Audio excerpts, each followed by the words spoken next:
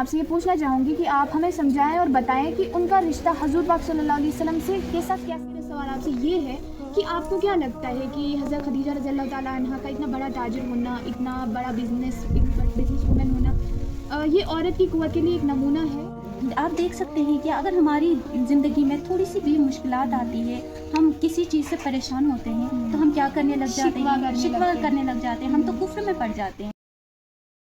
السلام علیکم ورحمۃ اللہ وبرکاتہ. وعلیکم السلام ورحمۃ اللہ وبرکاتہ. جیسا کہ ہم سب اس بات سے باخبر ہیں، آج ہم علم و ادب میں ایک ایسی عظیم شخصیت کے بارے میں بات کرنے والے ہیں جو کہ اسلام کی پہلی مومنہ ہے، یعنی نبی صلی اللہ علیہ وسلم کے پیغام کو باقی ساری دنیا سے پہلے اپنایا، پہلی مسلمان اور حضور پاک صلی اللہ علیہ وسلم کی پہلی بیوی. وہ ایسے پیش آئی اس وقت، اپنے علم، اپنی محبت، وفاداری، سخاوت سے ایسے پیش آئی کہ آج تک پوری امت ان کی عظمت کی مثالیں دیتی ہے. جس شخصیت کے بارے میں، جس شخصیت کی زندگی کے بارے میں ہم آج گفتگو کرنے والے ہیں یا ان کی زندگی سے سبق حاصل کرنے والے ہیں، ان کا نام ہے ام المومنین حضرت خدیجہ رضی اللہ تعالیٰ عنہ، یعنی ہمارے نبی صلی اللہ علیہ وسلم کی سب سے پہلی بیوی اور ایمان لانے والی سب سے پہلی خاتون. میں سمجھتی ہوں کہ ان کی زندگی کو پڑھنے سے پہلے یا ان کی زندگی سے سبق حاصل کرنے سے پہلے ہمیں اس دور کو سمجھنا بہت ضروری ہے کہ وہ دور ان جنرل کیسا تھا، وہاں کی سوسائٹی اس وقت کیسی تھی، وہاں کے لوگ کیسے تھے، یا اس وقت میں عورت کا کیا رتبہ تھا، عورت کا مقام کیا تھا، کیا سمجھا جاتا تھا. اور اس بات سے تو ہم سب باخبر ہیں کہ اس وقت لڑکیاں پیدا ہو کے ان کو دفن کیا جاتا تھا، مطلب نحو سے سمجھا جاتا تھا، لڑکیوں کو کچھ نہیں سمجھا جاتا تھا. پھر تو بہت دور کی بات ہے کہ جائیداد میں کوئی حصہ ملتا یا علم حاصل کروایا جاتا، انہیں علم کے لیے بھیجا جاتا. یہ تو بہت بڑی اور دور کی بات تھی. یہاں بہت ساری جگہوں پر نہ کوئی مطلب یہ بھی نہیں تھا کہ عورت کسی مسئلے میں بات کر سکے، اتنا بھی اس کا رتبہ نہیں تھا. پھر حضرت خدیجہ رضی اللہ تعالیٰ عنہ نے اس وقت تجارت کی.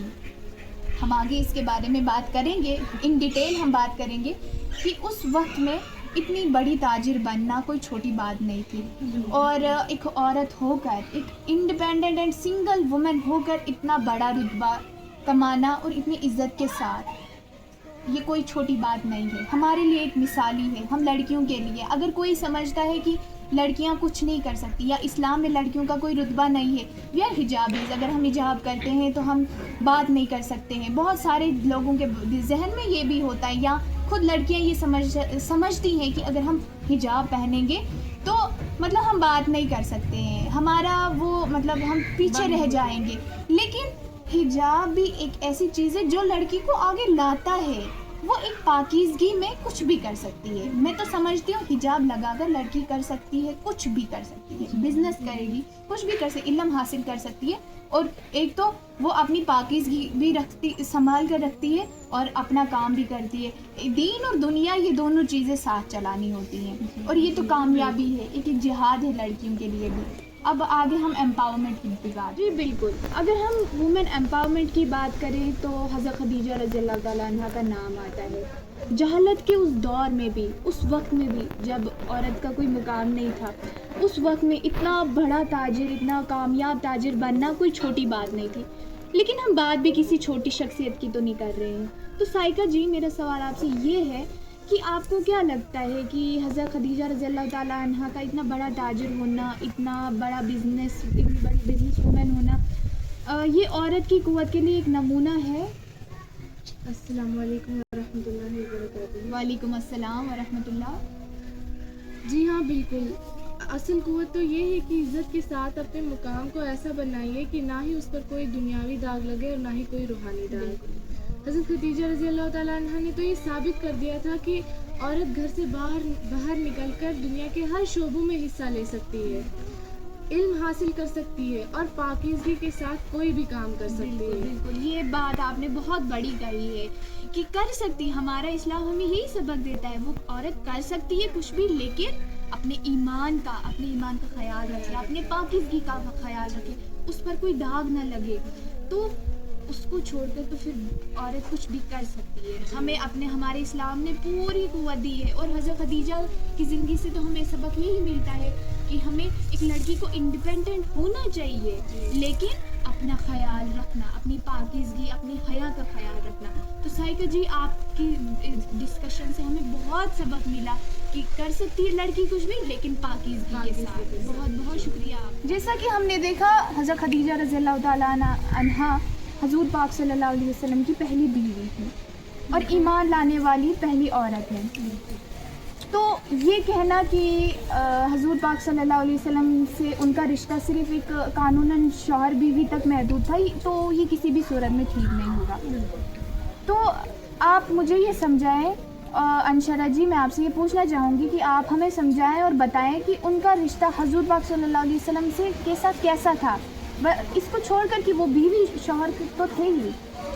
السلام علیکم ورحمۃ اللہ وبرکاتہ. جیسا کہ آپ نے مجھ سے پوچھا کہ ان کا رشتہ کیسا, صلی اللہ علیہ وسلم کے ساتھ ان کا رشتہ نہ صرف قانوناً میاں بیوی تک محدود تھا, بلکہ ان کا رشتہ دوستی اور ایمانداری کا تھا. بالکل.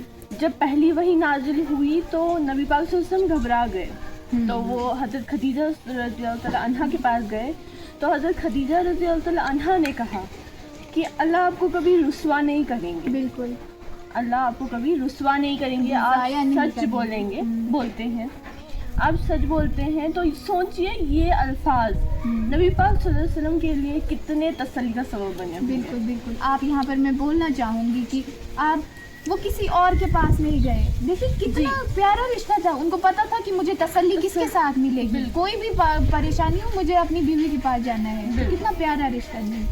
اس قدر اتنا پیارا, اتنا مطلب یہ یقین کا رشتہ تھا کہ جب انہوں نے یہ سب سنا, انہوں نے ایسا اس پہ یقین اور ایمان لایا کہ جیسے انہوں نے خود اپنی آنکھوں سے یہ سب دیکھا ہو. تو ان کا رشتہ, میں یہ کہوں گی کہ ان کا رشتہ نہ صرف یقین, ایمانداری, دوستی کا, بلکہ یہ بھی تھا کہ اتنا پیارا رشتہ تھا کہ نبی پاک صلی اللہ علیہ وسلم ان کا جب ذکر کرتے تھے نا, ان کی وفات کے بعد بھی ان کو یاد کرتے تھے, ان کا ذکر کرتے تھے اور ان کی تعریف کرتے تھے کہ انہوں نے ہر قدم پہ نبی پاک صلی اللہ علیہ وسلم کا ساتھ دیا. محبت کرتے تھے, ان کی وفات کے بعد بھی ان سے کتنی محبت کرتے تھے وہ. بہت. بالکل. آپ نے بہت پیارے طریقے سے ہمیں سمجھایا کہ صرف قانوناً شوہر بیوی تک نہیں محدود تھا, ایک محبت کا بھی تھا, ایک ایمانداری کا تھا, ایک دوستی کا تھا, ایک سخی کا تھا. کہ دیکھیں کیسے وہ کسی کے پاس نہیں گئے, ان کو اتنا تھا کہ مجھے تسلی صرف حضرت خدیجہ رضی اللہ تعالیٰ عنہ سے مل سکتی ہے.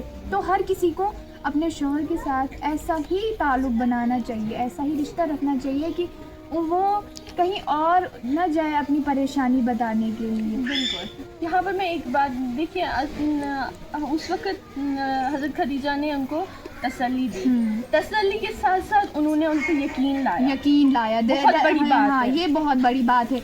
تسلی بھی دی اور یقین بھی لایا کہ میرے شوہر کبھی جھوٹ نہیں بول سکتے. بالکل.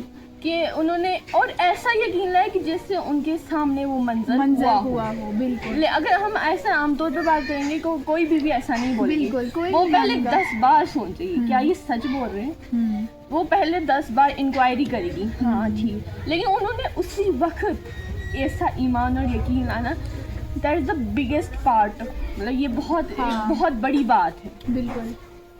That is the inspiring part also. Thank you so much. آپ نے بہت خوبصورت طریقے سے بتایا انشرہ جی, ہم بہت شکر گزار ہیں آپ کے بھی.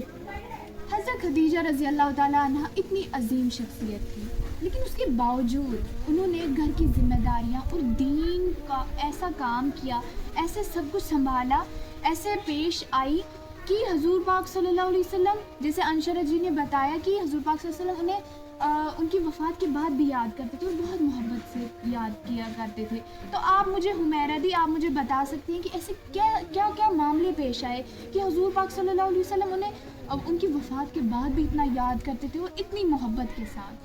جی السلام علیکم ورحمۃ اللہ وبرکاتہ. وعلیکم السلام. جیسے کہ آپ نے بولا جو خدیجہ رضی اللہ تعالیٰ عنہا تھی وہ ایک بہت ہی بڑی عظیم شخصیت تھی, ایک ایسی شخصیت جو صرف نہ حضور پاک صلی اللہ علیہ وسلم کی بیوی تھی بلکہ ان کی زندگی کا سب سے بڑا سہارا تھی. بالکل. وہ اسلام لانے والی سب سے پہلی عورت تھی.